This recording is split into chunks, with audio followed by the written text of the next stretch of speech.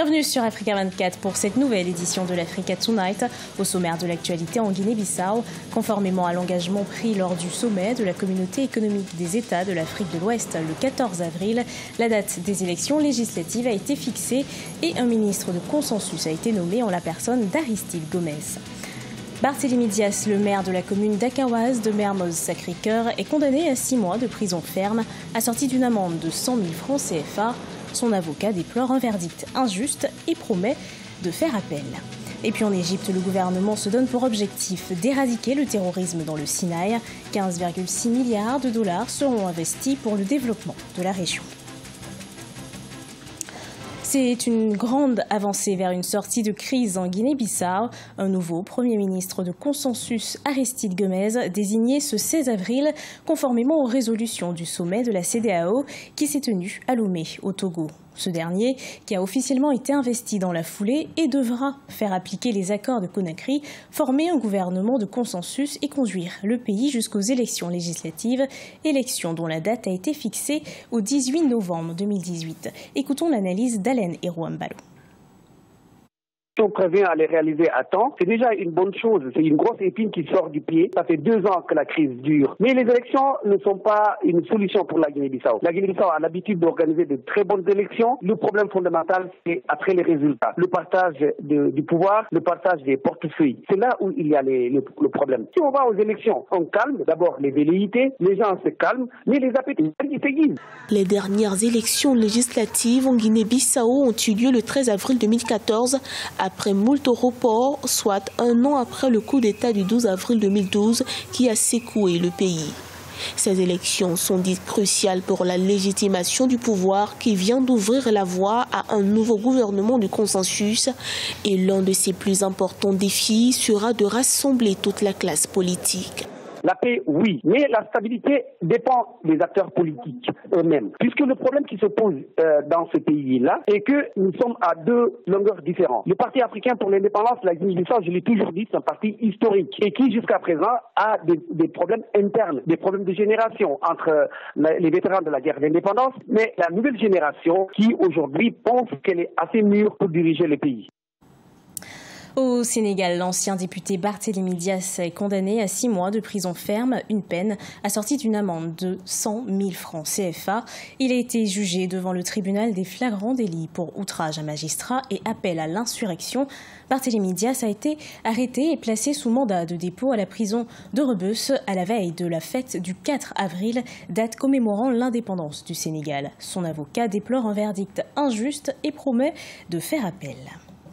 Au Sénégal, toujours les tensions politiques perdurent. Le pouvoir et l'opposition ne parviennent pas à trouver un terrain d'entente sur les projets de révision constitutionnelle et notamment sur le projet de loi de parrainage qui sera examiné en plénière ce 19 avril 2018. Les précisions d'Eladji Diaye. Au Sénégal, la situation politique née du projet de loi sur le parrainage électoral reste tendue. En effet, le pouvoir et l'opposition ne s'accordent pas sur les projets de révision constitutionnelle et de modification du code électoral. Et pour une sortie de crise, des organisations de la société civile ainsi que des personnalités publiques ont entamé une médiation. Nous avons été reçus en audience par le président de la République, le président Macky Sall, après avoir rencontré aussi le camp de l'opposition et discuté sur la proposition de réforme du code électoral qui est proposée. Nous avons constaté donc que pendant que nous étions en train de finaliser les différentes rencontres ici et là pour aller vers cette table ronde, la commission des lois se réunissait hier lundi et continue donc le processus. Ça nous a un peu quand même surpris, il faut le dire, parce que nous avions pensé que l'appel de la suspension momentanée pour s'asseoir allait être entendu, mais ce n'est pas le cas et les choses semblent prendre cours. Nous avons craint maintenant que l'affrontement que nous évitions se produise et que cet affrontement aussi donc puisse jalonner tout le processus électoral vers l'année 2019 qui va être une élection importante au Sénégal. C'est ce 19 avril 2018 que le projet de loi sur le parrainage pour tous et la modification de l'article L57 du Code électoral sera examiné en plénière à l'Assemblée nationale. Et du côté de l'opposition, on estime qu'il y a une seule alternative existante pour barrer la route au président Macky Sall. Mais la confrontation, il n'y a pas d'autre solution. Et il n'y a que ce langage que connaît Macky Sall d'ailleurs. Nous avons fait un appel au peuple, comme ça a été le cas le 23 juin 2011, parce que fondamentalement, il faut que les gens comprennent que ce n'est pas une affaire de politiciens. C'est le peuple qui risque d'être spolié de son droit légitime à choisir. Malgré les critiques, le président Macky Sall campe sur ses positions. Le chef de l'État se dit disposé à discuter de ses modalités d'application, mais reste ferme quant à son intention de maintenir le texte. Pour rappel, ce projet de loi vise, selon le gouvernement, à réduire le nombre de candidats et à éviter les candidatures jugées fantaisistes. Miser sur le développement pour lutter contre le terrorisme. Tel est l'objectif du gouvernement égyptien dans la région du Sinaï. Ce sont 275 milliards de livres égyptiennes, soit environ 15,6 milliards de dollars en faveur du développement de la péninsule du Sinaï qui seront investis. Plus de détails avec Sharon Kamara.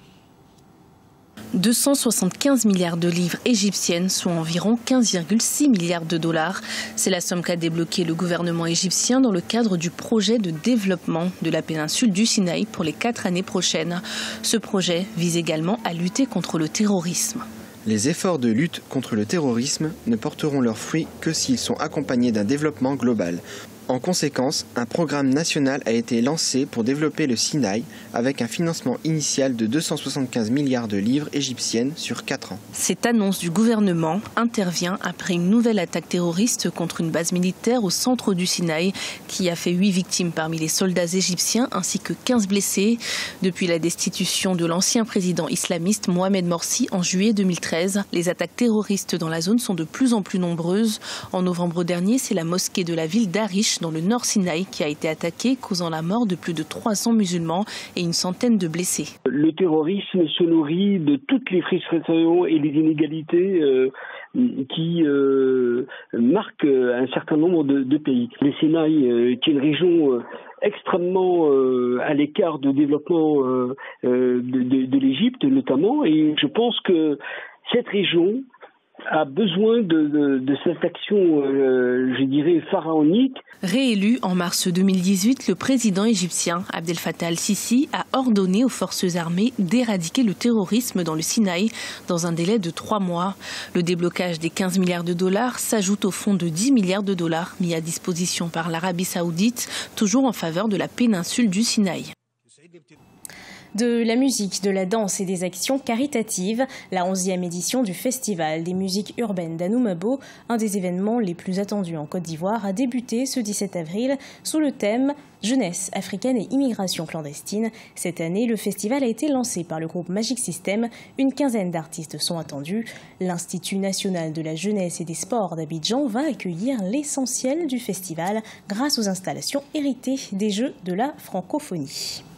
Ce journal a été préparé par l'ensemble de la rédaction. Merci de l'avoir suivi.